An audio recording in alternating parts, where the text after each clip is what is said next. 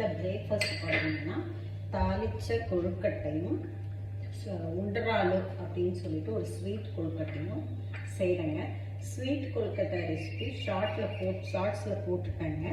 இப்போ நான் தாளிச்ச கொழுக்கட்டை எப்படி செய்யறதுன்னு போடுறேன் பாருங்கள். இது இருக்கு இல்லைங்களா, இது அடுப்பு ஆனில் வச்சுட்டு கடுகு, உளுந்து, கடலைப்பருப்பு, கொஞ்சமாக கடலைப்பருப்புங்க, இப்போ பெருங்காயம் போட்டு இதை போட்டுக்கணும். அப்புறமா வெங்காயம், பச்சை மிளகா, பெருங்காயம், கொஞ்சம் கருவேப்பிலைங்க, இதையும் இதில் போட்டுட்டு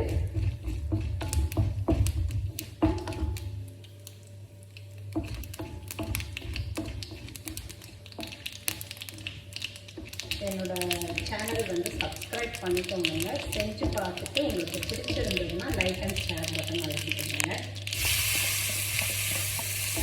நல்லா வதக்கிக்கோங்க. இதை வதக்கிட்டு ஈஸிதான் இந்த கொழுக்கட்டை. சில பேர் இதெல்லாம் கொஞ்சம் மஞ்சத்தூள் போடுவாங்க. எனக்கு மஞ்சத்தூள் போடுறது இல்லைங்க. போட்டால் நல்லாயிருக்கும், உடம்புக்கும் நல்லது தான் மஞ்சத்தூள்.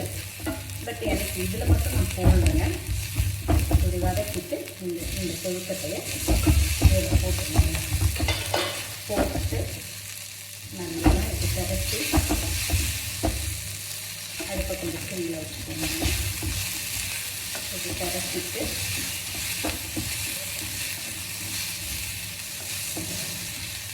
பார்த்தீங்கன்னா தாளிச்ச கொழுக்கட்டை ரெடிங்க. ஆனால் இதில் கொழுக்கட்டை உருண்டை சின்னதாக உருட்டி பிடிச்சி இட்லி கொப்பரையில் வேக வச்சு வச்சுக்கோங்க. இல்லைன்னா எப்படி நீங்கள் உங்கள் வீட்டில் வேக வைப்பீங்களோ அதே ப்ரொசீஜரில் வேக வச்சுக்கோங்க. கடைசியில் கொஞ்சோண்டு தேங்காய் பூ இப்படி போட்டுருங்க. அது பிடிக்கிறவங்க போடுங்க, பிடிக்காதவங்க வேண்டாங்க, போட வேண்டாம். இதை தாங்க எங்கள் வீட்டில் இன்னைக்கு பிரேக்ஃபாஸ்ட் பார்த்தீங்கன்னா இதுதாங்க. இங்கே பாருங்கள், இதில் நான் எடுத்து வச்சுருக்கிறேங்க செஞ்சது கொஞ்சம் பாருங்கள். இந்த கார கொழுக்கட்டை, ஸ்வீட் கொழுக்கட்டை வித் தேங்காய் சட்னிங்க. செஞ்சு பாருங்கள், சாப்பிட்டு பாருங்கள். நல்லா இருந்ததுன்னா கமெண்ட்டில் சொல்லுங்கள்.